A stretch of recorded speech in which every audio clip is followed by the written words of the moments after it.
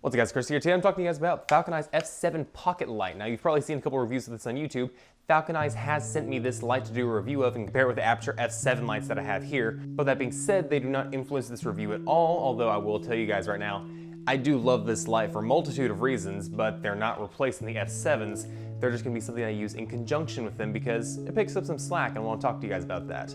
So that being said, let's get into the video. So what does the light actually do? Well, it goes between 9,000 Kelvin all the way down to 2,500 Kelvin, so we're on the same wavelength as the Aperture F7 lights, but also in addition to that, it has full RGB capabilities and scene programs. Now, you can't actually change the scene programs, but there's a lot of different modes that it has on there. Everything from police light to strobe to fire truck to TV to lightning. I mean, there's just so many different options that you can choose from.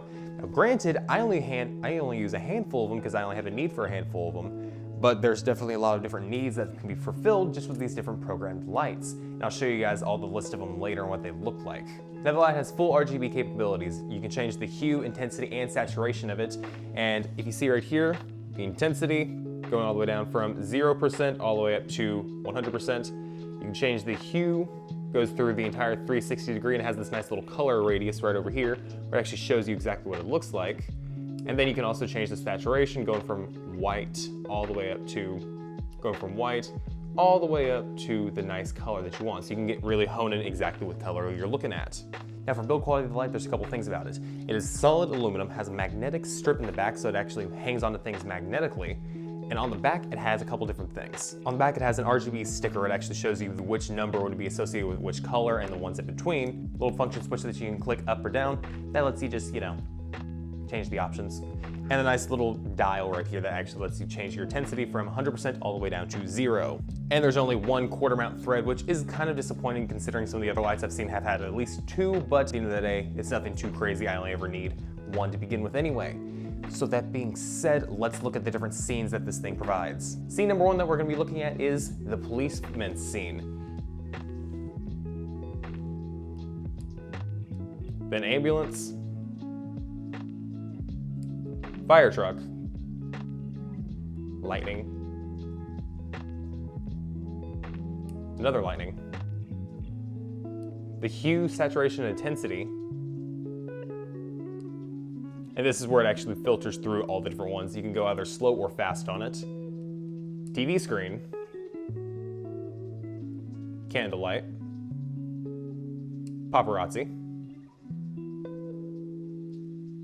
strobe, high and low beam lights, so I guess, headlights. Hazard signal. Now this could be used for turn signals, hazards, the general car flashy lights. Strobe in red, strobe in green, strobe in blue, party scene 2, breathing white, and RGB strobe. There's a lot of different options that you have with the scenes. You can use those scenes for whatever that you need, and honestly, my biggest use for them are TV, lightning, and the police lights, because let's be honest here, there's not really much option for those. There's not really a lot of good ways to actually take care of those without, programmed lights or building out your own little spinning police light setup, which I'm too cheap for that and too lazy. It comes with a honeycomb diffuser to help hone in your light. It comes in with a clear diffuser, just to kind of spread it and make it a little more muted. And a case, which actually just holds the light. This will not hold any of the diffusion. I've actually taken to just putting it on the strap behind it where it would strap onto the camera. But that's my biggest complaint, is the fact that the diffusion won't actually fit in the bag, and you can't, there's no option for it. There's no way to make them, work with it. So that being said, there's also 2 other things I did forget. There's actually a little magic arm that it includes and a hot shoe mount to actually mount it to your camera. But those are tiny little additions that you probably have 1,000 of already, so meh. As for battery life, this thing lasts between 1.5 hours to 2.5 hours, depending on what you're doing with it. Whenever I had it on highest intensity at 5,600 Kelvin, it lasted about 1.5 hours. I think it went to like 1 hour 45 minutes. But then on the other hand, whenever I was using something like color, it went to about 2 hours, 2.5 hours. And then program was, it varied depending on which program you were using. If it was the police one, it only lasts like 1 hour, 2 hours, somewhere in there. So that being said, there's a lot of, in between there. It depends on what you're using it for and what mode you're using it on. And something my ADD head forgot to mention is that this thing charges via USB-C to an internal battery. You cannot switch batteries out with this. so your battery life is whatever it is. But as an upside with that, in my experience, it charges you about 75% in about 30 minutes, and it slow charges the rest of the way to make sure it doesn't overcharge. So it really does help out a lot with that. All in all, this jumping around random review of just a filmmaker that doesn't do technical stuff with a light. What do I think about this? This light is a really great light. I enjoy it. It does exactly what I need to do, which is add splashes of RGB color in unconventional ways. It gives me a way to have scenes lights, such as the RGB flashing or the police lights, without having to go for giant tube lights with lots of different settings.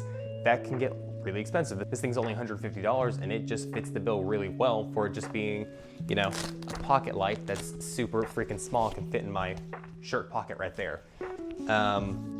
Comparing it to the Aperture F7, something that has a very similar name to it, it's honestly about on par with it. Aperture really pulled out the stops with F7. I really enjoy that, and it does the white light perfectly.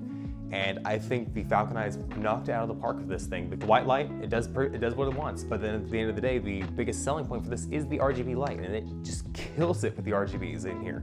I just can't define how I feel about it other than I like it, and I really do enjoy this light, and it has become a mainstay where it stays in my camera bag for whenever I just need that extra bit of light, whereas the Aperture lights have their own little lighting case that I carry around with me for lighting.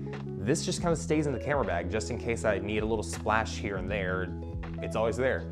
And the charge, it just holds. This thing, I haven't used it in probably about 5 days, and the battery's still at 100% full. So with that being said, this thing holds its charge pretty damn well.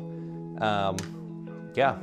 There's my non-written down review of the Falcon Eyes F7 PockeLite. I really enjoy this light. It has a lot of great things with it. The only downside I've ever had with it is the fact that the case that is included with it doesn't hold the diffusion panel, even one of them. But at the end of the day, that's not even that big of a deal because I carry it around in another bag anyway. So your mileage may vary. With that being said, I really do think you guys would enjoy this light. I'm also going to leave a link to the Falcon Eyes F7 and the Aperture F7 in the description down below to Amazon. Non-affiliated, I should add. With that being said, I love you guys. Hope you guys enjoyed this video. Click that subscribe button. I'll see you guys in the next video, because right over here I actually have a tutorial playlist of other EV synth uploads, and right over here to other film reviews that I have. So that being said, I hope you guys enjoyed this. I'll see you guys later. Peace out, guys.